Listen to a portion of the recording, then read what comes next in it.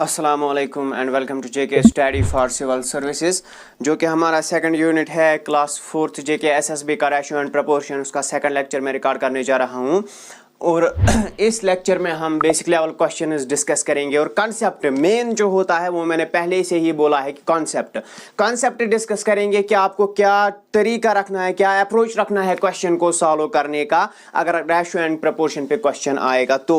क्योंकि ये जो रेशियो एंड प्रोपोर्शन क्वेश्चन है ये सिंपल भी आते हैं, कभी कभी हार्ड लेवल भी आते हैं, लेकिन हर किसी क्वेश्चन का एक शॉर्ट अप्रोच आपके पास होगा, आपने पढ़ा होगा, लेकिन बहुत सारे जो है वो लॉन्ग मेथड्स यूज करते हैं और इनको ये क्वेश्चंस तो सॉल्वेबल होते ही है एग्जाम में, लेकिन टाइम बहुत ज्यादा कंज्यूम करते हैं। अगर आपके पास कोई शॉर्टकट ना हो इनको सॉल्व करने का तो क्वेश्चन तो सॉल्व होंगे जरूर, लेकिन एक अप्रोच के साथ सॉल्व करना है कि ये जो स्कोर है रेशियो एंड प्रोपोर्शन में आप मैक्सिमम स्कोर कर पाए, इससे 2 से 3 क्वेश्चन आ सकते हैं तो वो सारे आप सॉल्व कर पाए with in a short period of time, तभी कोई फायदा होगा।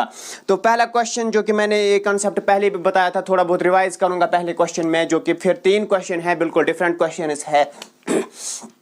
जो पहला क्वेश्चन है a is to b is 2 is to 3 b by c is 5 is to 6 c by d is 2 is to 1 find a is to b is to c, a is to b is to c is to d।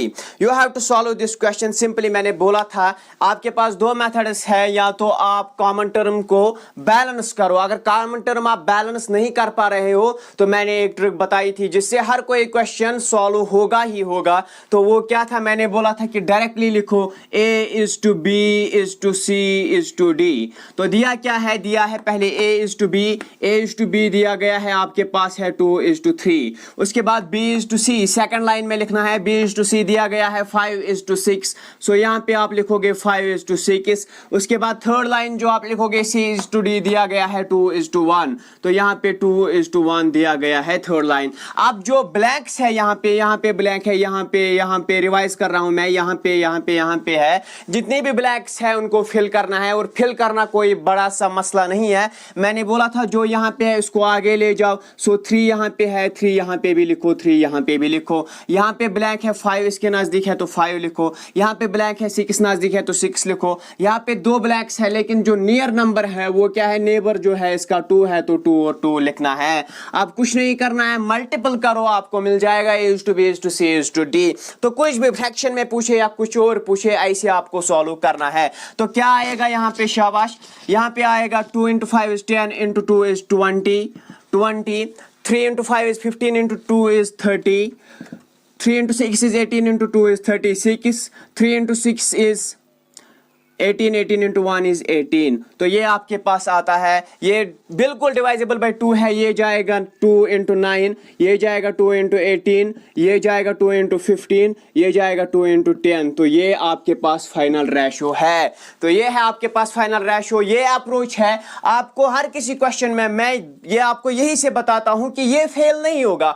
आपके पास a is to b is to c हो, a is to b is to c is to d हो, ये 2 निकालने हो, ये 2 निकालने हो, कुछ भी निकालना हो, इंडिविजुअल टर्म निकालनी हो, ये मेथड जो है, ये ट्रिक जो है, ये कभी फेल नहीं होगी और सबसे बेस्ट ट्रिक जो है यही है। इसमें कुछ भी आपको बैलेंस नहीं करना है, ना ही आपको एलसीएम ढूंढना है। बाकी जितने भी मेथड्स आपको मिलेंगे उनमें पहले ही आपको एलसीएम ढूंढना पड़ेगा। अगर एलसीएम नहीं ढूंढोगे तो कॉमन टर्म को बैलेंस करना पड़ेगा, उनके लिए आपको डिफरेंस ढूंढनी है बिटवीन द टर्म्स और बहुत सारा कुछ ढूंढना पड़ता है। तो ये सबसे बेहतर तरीका है इनको सॉल्व करने का। क्या करना है, रेशो एज इट इज लिखो जो दिया गया है, उसके बाद जितनी भी ब्लैंक्स है उनको फिल करो, नियर बाय नंबर से मल्टीपल करो और आपको रिजल्ट मिल जाएगा। तो क्वेश्चन नंबर 2 पे आइए। क्वेश्चन नंबर 2 क्या है, find the reciprocal ratio of, शाबाश देखिएगा question, find the reciprocal ratio of 3 is to 4 is to 5। आपको पता ही है अगर आपके पास 5 दिया गया है, इसका 5/1, इसका रेसिप्रोकल क्या है 1/5। अगर आपके पास 9/7 है, इसका रेसिप्रोकल क्या है 7/9 है ना इसका रेसिप्रोकल। तो ये है रेसिप्रोकल, मतलब न्यूमरेटर एंड डिनोमिनेटर को इंटरचेंज करो, ये है रेसिप्रोकल। अगर ये रेसिप्रोकल है तो रेशो में हम रेसिप्रोकल कैसे ढूंढेंगे। मैं जो रेसिप्रोकल आपको यहां पे बता रहा हूं 3 is to 4 is to 5, ये इसका रेसिप्रोकल ये नहीं होता है 1 is to 3, 4 is to 1 या 1 is to 5। मतलब इनको आप उल्टा पुलट करोगे ऐसा नहीं होता है रेशो एंड प्रपोर्शन में, ऐसे आपको रेसिप्रोकल रेशो नहीं मिलेगा। तो रेसिप्रोकल रेशो ढूंढने के लिए मैं आपको सबसे शॉर्टकट दिखाऊंगा, बिल्कुल शॉर्टकट, वो कुछ भी पूछे आपको कोई एरर नहीं आएगा, with accuracy, with in a short period of time, with 100% accuracy आपको आंसर मिल जाएगा।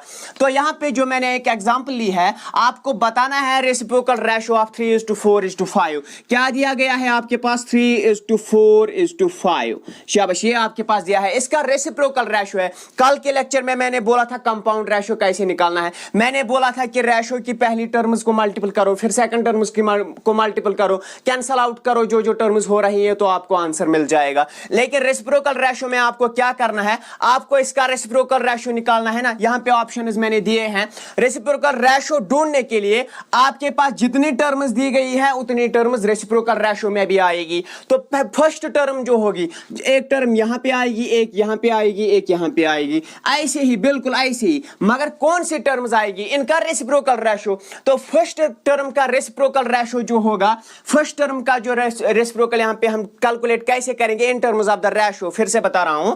तो आप फर्स्ट टर्म यहां पे लिखने जा रहे हो ना, फर्स्ट टर्म को कैंसिल करो, नेग्लेक्ट करो, बाकी जो भी बचता है, आपके पास 3 टर्म्स है, 4 टर्म्स, यहां पे मैंने 3 टर्म्स की एग्जांपल ली है, तो यहां पे जो भी मुझे बचेगा मैं उसका मल्टीपल करूंगा। तो मल्टीपल करके क्या मिलेगा? 4 × 5, 4 × 5 इज 20। तो ये आ गई फर्स्ट टर्म। इसके बाद आपको सेकंड टर्म ढूंढनी है। सेकंड टर्म ढूंढना कोई बड़ी बात नहीं है। सेकंड टर्म आपकी यहां पे है 4 है, 4 को कैंसिल कीजिए, बाकी जितना भी बचता है उसको मल्टीपल करो, 3 × 5 इज 15। और उसके बाद क्या बचता है आपके पास? आपके पास बचता है 5। तो 5 को नेग्लेक्ट करो, बाकी जो भी बचता है उनको मल्टीपल करो, 3 × 4 इज 12।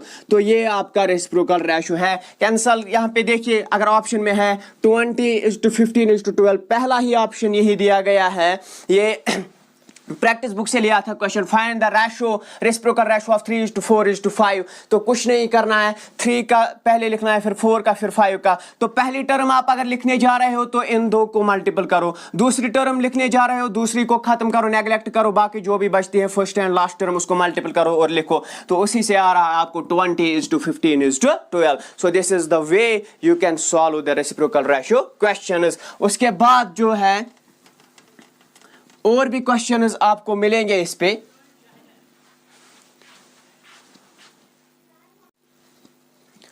तो क्वेश्चन नंबर 3 पे आइएगा।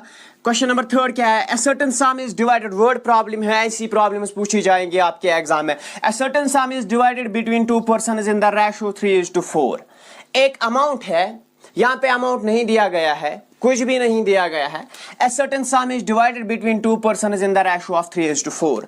मतलब मेरे पास कुछ भी अमाउंट था, उसको मैंने 2 पर्सन्स में बांटा, एक को दिए 3 हिस्से, दूसरे को दिए 4 हिस्से।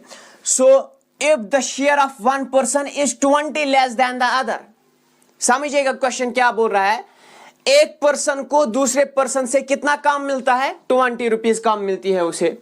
फाइंड द सम, आपको टोटल अमाउंट ढूंढना है। फाइंड द सम मतलब इन दोनों को क्या मिला, इन दोनों को तो टोटल अमाउंट मिला ना, जितना भी था मेरे पास इन दोनों को होती दिया। तो यहां पे जो टोटल अमाउंट होगा वो इन दोनों का सम होगा। मैं आपको बताऊंगा कि ऑर्डिनरली आप क्या करते हो। आप बताओगे let the amount be X, let the sum be X, तो लिया आपने एक्स। उसके बाद क्या करोगे? उसके बाद आपको आप बताओगे कि इसका और इसका सम, मतलब वही आप लिखोगे, वही स्टफ लिखोगे, और उसके बाद find the value of x. यहां आप क्या करोगे? आप इसका बताओगे, ये इसके पास जो ए का शेयर है वो है 3x। मैं थोड़ा बहुत दिखाऊंगा आपको क्या करते हो आप लोग। Let the share of A B 3x and share of B, share of B क्या होगा? 4x। And according to question 3x + 4x, या according to the question share of 1, इसका मतलब है 4x और 3x। अगर एक के पास 4x है तो उसको दूसरे से कितना ज्यादा मिला, -3x, वो दिया गया है, कितना ज्यादा है इसके पास, 20 ज्यादा है। तो उसके बाद find the value of x, उसके बाद 3x का वैल्यू लिखो, 4x का वैल्यू लिखो, और उसके बाद उन दोनों को सम करो, you will get the answer. तो अगर ऐसे एग्जाम में किया तो क्वेश्चन तो सॉल्व होगा ही होगा, लेकिन आपका टाइम भी चला जाएगा, आपको मौका नहीं मिलेगा दूसरा क्वेश्चन करने के लिए। एग्जाम में एक ही चीज का ख्याल रखना है, वो है टाइम। टाइम जिसने सेव किया, टाइम जिसे बचाना आ गया, तो उसने एग्जाम क्वालिफाई किया, समझो। तो अब क्या है, सर्टेन सम अप्रोच देखिएगा क्वेश्चन को कैसे सॉल्व करना है। A certain sum is divided between two persons in the ratio of 3 and 4। तो मैं यहां लिखूंगा A और B। A को मिला 3, B को कितना मिला, 4 मिला। तो इन दोनों में डिफरेंस देखो, कितनी डिफरेंस है इन दोनों में, तो कितनी डिफरेंस है, रेशियो डिफरेंस बता रहा हूं। इन दोनों में डिफरेंस है एक यूनिट की डिफरेंस है, 1 यूनिट की डिफरेंस है। मतलब बी के पास 1 यूनिट ज्यादा है ए से, है कि नहीं है।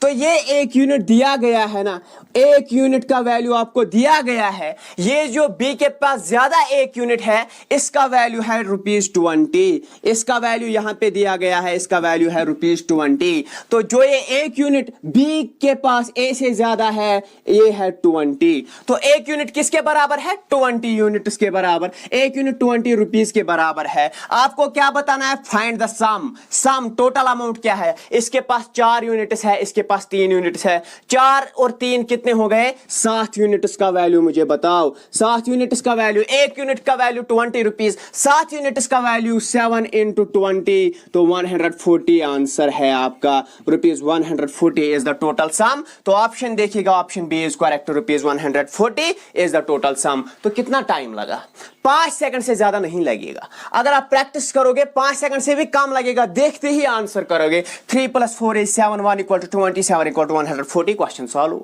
तो ऐसे आपको क्वेश्चन सॉल्व करना है।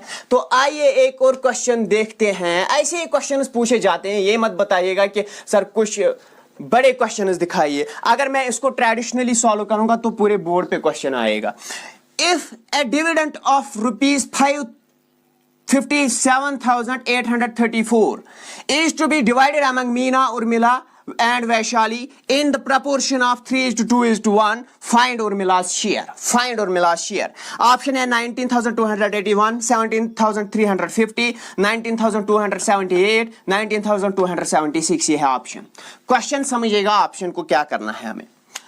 If A dividend of rupees this, amount दिया गया है 57,834। ये क्वेश्चन देखिएगा, कहीं से भी, किसी भी पोर्टल से देखिएगा, नेट से देखिए, बुक से देखिए, मिलता है ये क्वेश्चन। और देखिएगा कि कितना लंबा है, कितना लंबा जाता है ये question.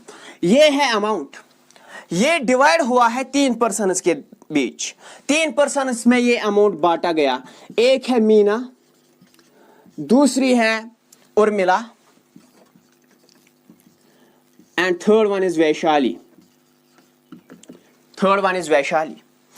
In the ratio of 3:2:1, ये है इनका रेशो। मतलब जो ये अमाउंट है ना, 3, 2, 5 + 1, 6 हिस्से किए मैंने इसको, 6 हिस्से। एक हिस्सा दिया किसको, वैशाली को, 2 हिस्से दिए उर्मिला को, मीना को दिए 3 हिस्से। क्वेश्चन क्या बता रहा है, फाइंड उर्मिला शेयर। मुझे बताओ उर्मिला को कितना अमाउंट मिला, ये क्वेश्चन मांग रहा है। क्वेश्चन कुछ भी मांग सकता है। क्वेश्चन ये भी हो सकता है, find Meena share, find Vaishali share, find the sum of Meena's and Vaishali share, find the difference between the Urmila's and Vaishali share. कुछ भी क्वेश्चन बन सकता है, कुछ भी। आपको क्या करना है, क्या क्वेश्चन पे ध्यान देना है, नहीं, डिटेल है ना आपके पास, इस डिटेल को अच्छे से लिखो। इस डिटेल से क्या निकलता है वो सोचो, क्या निकलता है इस डिटेल से। आप देखिएगा टोटल कितने हिस्से हुए, 3, 2, 5 + 1 = 6। तो आप देखिए कि एक हिस्से का वैल्यू कितना है, तो 6 यूनिट्स जो मैंने इसके 6 हिस्से किए, 6 यूनिट्स है ना टोटल अमाउंट, तो वो है 57,834। एक यूनिट का वैल्यू मुझे बताओ, एक यूनिट का वैल्यू कितना होगा, 57,834 डिवाइडेड बाय 6 होगा कि नहीं होगा। तो 6 से जाएगा, 6 × 9 = 54, तो 3 जाएगा यहाँ 6 इंटू 6 इज 36, तो यहाँ पे 2 जाएगा 23, 6 इंटू 3 इज 18, तो यहाँ जाएगा 5, तो 6 इंटू 9 इज अगेन 54। तो एक यूनिट का वैल्यू आपके पास आ गया, एक यूनिट है 9639, ये है एक यूनिट का वैल्यू। आपसे क्या पूछ रहा है? आपसे पूछ रहा है फाइंड उर्मिला शेयर। उर्मिला के पास कितने यूनिट्स है? उर्मिला के पास 2 यूनिट है, उर्मिला के पास 2 यूनिट है। एक यूनिट का वैल्यू आपने निकाला, 2 यूनिट्स किसके बराबर होंगे? मल्टीपल 2 करो, इसी को मल्टीपल 2 करो, सॉरी उर्मिला शेयर इनटू यहां पे कीजिए 9639, जितने यूनिट्स उर्मिला के पास है मल्टीपल करो बाय एक यूनिट से, सिंपली 2 इंटू दिस, ये एक यूनिट का वैल्यू है, उर्मिला के पास 2 यूनिट्स है, टोटल अमाउंट निकल आएगा 9 into 2 is 18, 9 into 2 is 18, multiple करके। तो यहां पे देखिए लास्ट डिजिट में 8 जरूर आएगा, लास्ट डिजिट 9 इंटू 2 8 जरूर आएगा, कुछ सॉल्व नहीं करना है। यहां पे 6 है, यहां पे 8 है, ये आ सकता है, यहां पे 0 है, ये नहीं आ सकता, यहां पे 1 है, ये नहीं आ सकता, तो ऑप्शन ये है। तो यहां पे अगर मल्टीपल भी आप करोगे तो मल्टीपल में आएगा आपका 19278, लेकिन करने की जरूरत ही नहीं है, यूनिट डिजिट चेक करो, 9 इंटू 2 इज 18, 18 एक ही ऑप्शन में 8, एक ही ऑप्शन में लास्ट में है, तो ऑप्शन यही होगा। This is how to solve the question is based on the ratio and proportion. इसमें बहुत सारे क्वेश्चन और hard level moderate level question भी बनेंगे, लेकिन सारे क्वेश्चन में अगर हम इसी तरह एक अप्रोच रखेंगे ना सॉल्व करने में, कभी थोड़ा सा डिफिकल्ट भी होगा लेकिन कभी इजीली सॉल्व होगा। क्वेश्चन बहुत बड़ा दिया होगा, लैंग्वेज डिफिकल्ट होगी, लेकिन करना कुछ नहीं होता है। अगर आप थोड़ा बहुत अप्रोच रखोगे तो you can solve each and every question with in a short period of time. Thank you.